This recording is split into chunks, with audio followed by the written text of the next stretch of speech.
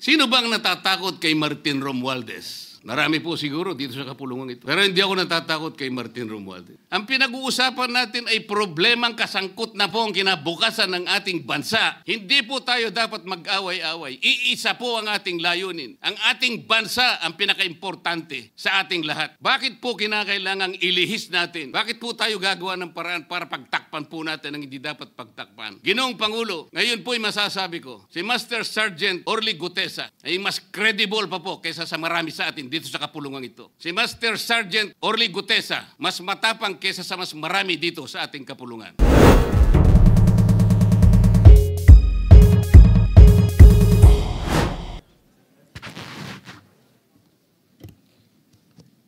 Marami pong salamat, Mr. President. Ako po ay tumatayo ngayon para sa isang usaping pampersonal at pangkalahatang pribilehyo. Ginoong Pangulo, ang gulo-gulo na po natin. Ito pong huling pagdinig sa Blue Ribbon Committee na kung saan ay lumabas po ang isang testigo na nagngangalang Master Sergeant Orly Gutesa. Ako po ay nabansagan na kulang po sa kortesiya. Para sa akin po ay hindi po tama na nagpapasaringan po tayo ng ganun. Iisa po ang ating layunin. Hindi po tayo magkakalaban sa layunin na matuntun po natin ang pinaka-problema kung bakit nasadlag po ang ating bansa sa ganitong kalagayan. Hindi ko naman po kasalanan ako po'y hanapin ni Sergeant Gutesa. Hindi ko po siya kilala eh. Hindi ko po kasalanan kung ako po ang hinanap niya at hindi iba. Nung pong makita ko po yung kanyang salaysay, ang sabi ko lamang po sa kanya ay, kung malakas ang loob mo talaga at naniniwala kang dapat mong gawin ito para sa iyong bansa, dalawa lang ang pwede mong gawin para sa akin. Ipanotaryo mo yan. At kung malakas ang loob mo, bukas ng umaga bago mag-alas 9, kailangan nandun ka na sa Senado. Alam po yung notaryo, para sa akin lang po yun eh. Gusto ko lamang siyang testingin kung talagang totoo nga ang kanyang mga gustong banggitin. Ang pinakamahalaga po ay haharap siya, tatayo, at susumpa sa kalagitnaan ng pagdinig. At doon ay pakikinggan natin. At doon ay sama-sama natin siyang i-interpolate. Tatanungin. Nakita naman po ninyo kung paano niya sinasagot ang bawat tanong. Walang pag-aalinlangan. Siya lamang po ang natatangi na testigo na kumonekta sa pangalan ni Saldico at Martin Romualdez. Wala nang iba. Ngayon po siya ay naharap sa napakaraming pasaring din. Bakit po ako ay walang kortesiya? Hindi po ba ako ay humingi ng panahon sapagkat hindi ko naman po alam kung talagang darating siya nung araw na yon, kaya hindi na po ako nagsabi. Gusto ko talagang paniwala ang darating siya. Dumating nga po siya, kaya ako siya inilabas. Pero kung pag-uusapan po ay kortesiya, balikan po natin ang mga nangyari. Nung ako po ay chairman pa ng Blue Ribbon Committee, nagkaroon po ng pagdinig. Unang pagdinig ay August 19, 2025. Isang araw bago po nagkaroon ng pagdinig ang Blue Ribbon Committee, ang ating pong kasama, si Senator Lacson, ay nagkaroon po ng posting. Sa Twitter po yata ito, hindi po ako sanay dito eh. Babasahin ko po, August 20, 2025. The Senate Blue Ribbon Committee hearing yesterday is akin to the cart going ahead of the horse. Had the cart waited one day, it would not have missed the details of the truth about the many substandard ghost projects and more that will be exposed in my privileged speech today. Yun po ba ay courtesy din? Sa akin pong palagay, hindi dapat po nagkaroon ng ganitong pagpapasaring. Alam ko po ba kung sino-sino ang tatayo para mag-deliver ng privilege speech? Matagal ko na pong sinabi noon kung kailan po ang pagdinig. Wala po akong itinago. Ngunit kung sasabihin na kung naghintay kami ng isang araw, ay mas marami pa sanang mga detalye at katotohanan ang naihayag. Hindi po ba sinabi ko sa inyo noon, mismong Pangulo ng Republika ng Pilipinas ang nagbigay sa akin ng USB na nandun po lahat ang mga proyektong pinaghihinala na ghost projects. Ayaw ko lamang pong ilabas ng isa-isa sapagkat sa aking pagkakaalam noon, Ginoong Pangulo, mali din po yung binigay na mga coordinate sapagkat ang pinagbasihan nila yung MYPS, hindi yung PCMA, na palagi ko pong binabanggit. Sa mga kapatid, kahit na po yung mga binanggit na projects ng ating kasama, salig po sa mga maling coordination. At saka konti lang, pinili lang. Nagkataon lang po maganda nga talagang pagkakapresent sapagkat kulang na lang po yung cinematography at saka screenplay. Kung meron pa lang sanang sound effects, baka nandun yun. Huwag po sanang ganun magpasaringan tayo. Iisa po ang layunin natin dito. Yung matukoy natin kung sino ang merong utak dito. Na ngayon po ay unti-unti na pong naihayag. Sino bang natatakot kay Martin Romualdez? Marami po siguro dito sa kapulungan ito.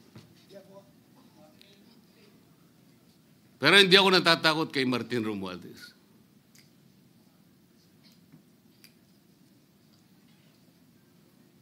Ngayon po, kino-question po yung notarization ng statement ni Gutesa. Dahil yung babae po, yung abogadong babae, nag-notarize, tinalikuran po niya ang kanyang signature, yung kanyang pirma. Nandyan po ba yung assistant natin para ipakita po natin? Ayan po yung huling bahagi ng dokumentong ninotaryo doon sa opisina ng abogadang babae na ngayon ay tinatalikuran niya ang kanyang pirma. Doon sa right side po, ayan po yung ninotaryo sa dokumento ni Gutesa. Yung kaliwa po ay iba pong dokumento. Tingnan po ninyo yung pagkakahawig. Ibig po ba ninyong sabihin, Ginoong Pangulo, yun pong notarial details, na yun po yung kulay blue, na kung saan nandyan yung PTR, nandyan po yung MCLE number, nandyan po yung kanyang roll number, ang kanyang address. Nakuha po ba ni Gutesa mula sa opisina ng abogada at in-stamp niya? Pagkatapos po yung detalye na nasa bandang kaliwa na kung saan makikita nyo document number, page number, book number, series of 2025. Makukuha po ba ni Gutesa mula sa libro, mula sa notarial register ng abogado? Paano niya makukuha? Tingnan po ninyo yung kabila, ganun din. Bakit po natin hahanapan ngayon si Gutesa at sasabihin pa natin dahil lamang tinalikuran ng babaeng nagnotaryo ang kanyang pirma? Pangkaraniwan na po kasi, Ginoong Pangulo, kahit pumunta kayo sa maraming lugar na kung saan nagnunotaryo, hindi nyo po makikita roon ang abogado. Iaabot nyo lang sa kanyang papel ninyo, pagkatapos isosoli niya sa iyo, pagkatapos nyong magbayad. Itatanong po ba ni Ginoong Gutesa, bago siya umalis, tatanungin po ba niya doon sa babaeng kausap niya kung sino man yun, Madam, kayo po bang may pirma nito? Wala pong ganun eh. Ngayon, kung tatalikuran po ng abogado na yon ang kanyang pirma, ako na po mismo ang magdidirect ng prosecution sa kanya para ma-disbar siya. Sapagkat Ginagamit po niya yung opisina na yon. Pakita po ba natin, pwede po nating ipakita yung opisina, yung kanya, ayan po yung kanyang lugar.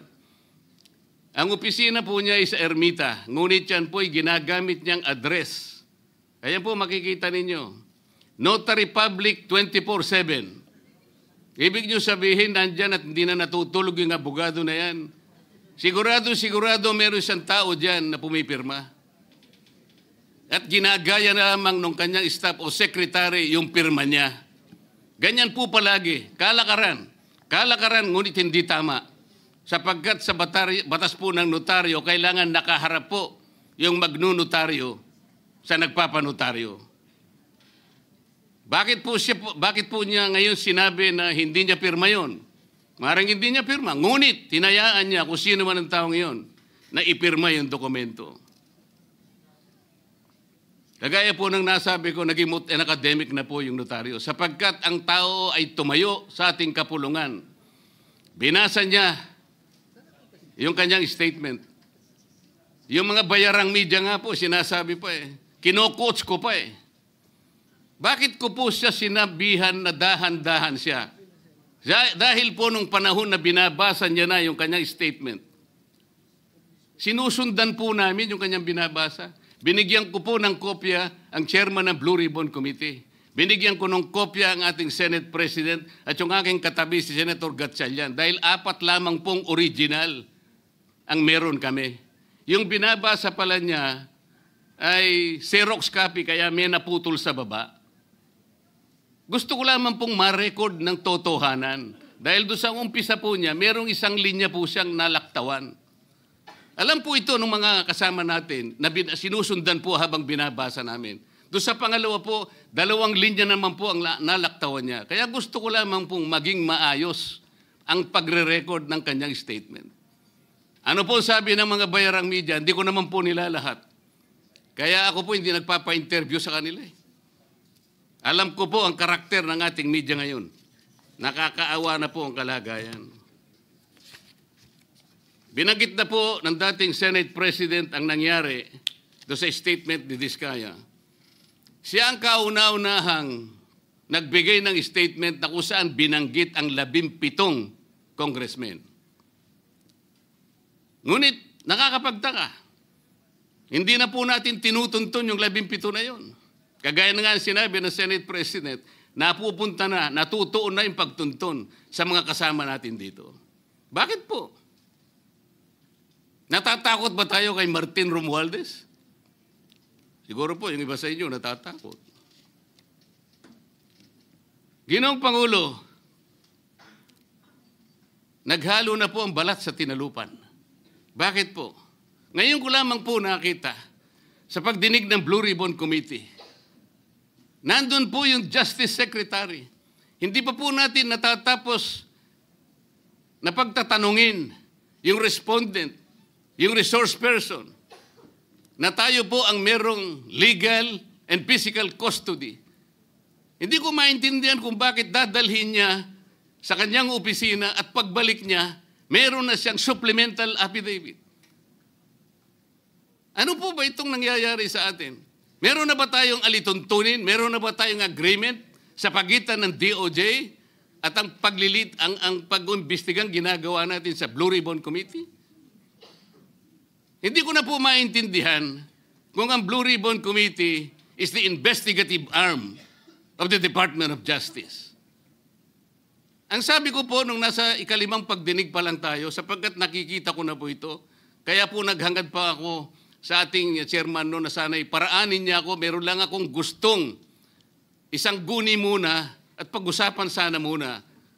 Hindi naman po ako nabigyan ng pagkakataon kaya nagkaroon pa po ng konting sagutan doon. Ito po yung gusto ko sanang ayusin muna, pag-usapan muna natin. Lalong-lalo na po ang kaugnayan natin sa bagong tatag na ICI, Independent Commission on Infrastructure. Ano po bang ugnayan natin dito? Hindi po ba tayo mag-uusap muna? Hindi ba tayo gagawa ng regulasyon muna? Meron po tayong mga doktrinang isinasaalang-alang. Nasaan na po ang institutional boundaries? Nasaan na po ang separation of powers? Nasa na po ang system of checks and balances? Di ba natin isasaalang-alang ito? Dadalawang tao lamang po ba ang mamamagitan sa pagitan ng mga institusyon na ito? At mawawala na po kami sa picture? Are we supposed to be kept in the dark, Mr. President? Yung po, kung mo ba sinabi ng ICI na isa sa kanilang mga poder, kapag ka nag-request po sila, makakakuha sila ng impormasyon sa House of Representatives, sa Senate, sa Korte, sa Sandigang Bayan, at kahit sinong otoridad. Ibig ba sabihin wala na tayong opsyon na tumanggi? Kailangan po natin pag-usapan muna yun. Ang nangyayari po sabog-sabog na po eh. Baka nga yun ang isang dahilan kung bakit nag-resign po yung advisor na si Mayor Magalong ng Baguio. Yung pong mga pasaring, ito po yung nakakapagbigay sa atin ng hindi naman kailangang pag-aaway-away o pag-aalitan. Hindi po maganda sa ating panig ito.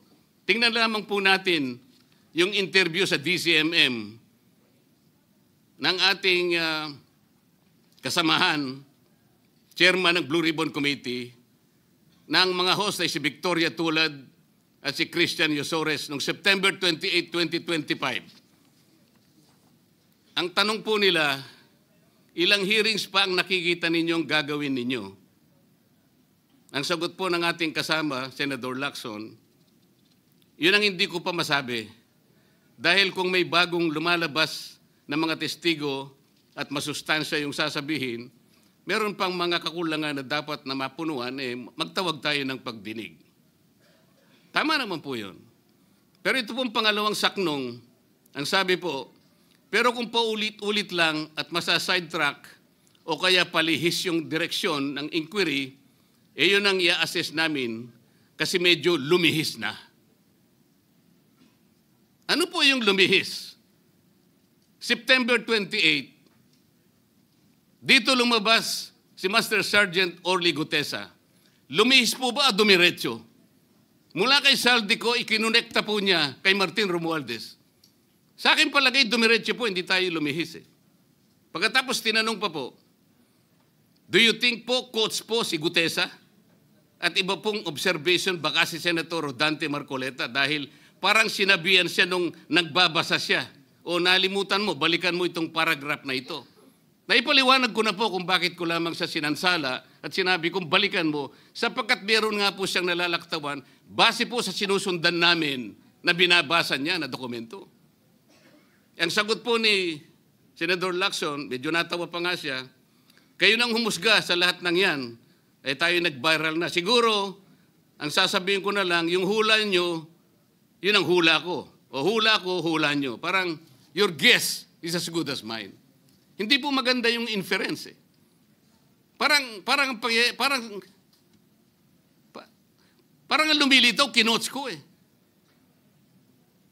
Bilang isang abogado, magmula po nung ako'y maging abogado, inisip, hindi ko po ginawa yung mga bagay na ito.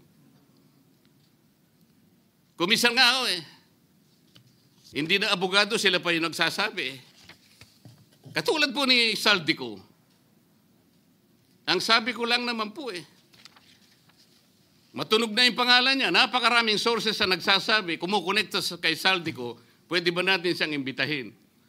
Ang sabi po, hindi na raw siya imbitahin because of interparliamentary courtesy. Ang sabi ko po, ang interparliamentary courtesy hindi po nalalabag kung iimbitahin lang siya. Halimbawa, invitation letter lang. Nagawa ko po yun kay Congressman Toby Chanco. Voluntaryo po yun eh. Kung darating siya, salamat. Kung hindi siya darating, okay lang. Ngunit, ang pinag-uusapan natin ay problemang kasangkot na po ang kinabukasan ng ating bansa. Sasabihin ba natin interparliamentary courtesy? Nakikinig po ang buong bayan. Tatakpan po ba natin ng dahil sa interparliamentary courtesy? Nakasulat po ba sa bato yun? Absolute po ba yun? Yun po yung aking ikinasasama ng loob eh. Hindi po tayo dapat mag-away-away. Iisa po ang ating layunin. Ang ating bansa ang pinaka-importante sa ating lahat. Bakit po kinakailangang ilihis natin? Bakit po tayo gagawa ng paraan para pagtakpan po natin ang hindi dapat pagtakpan? Ginoong Pangulo, ngayon po'y masasabi ko, si Master Sergeant Orly Gutesa ay mas credible pa po kaysa sa marami sa atin dito sa kapulungan ito. Si Master Sergeant Orly Gutesa, mas matapang kaysa sa mas marami dito sa ating kapulungan. Maraming salamat po, Ginoong Pangulo.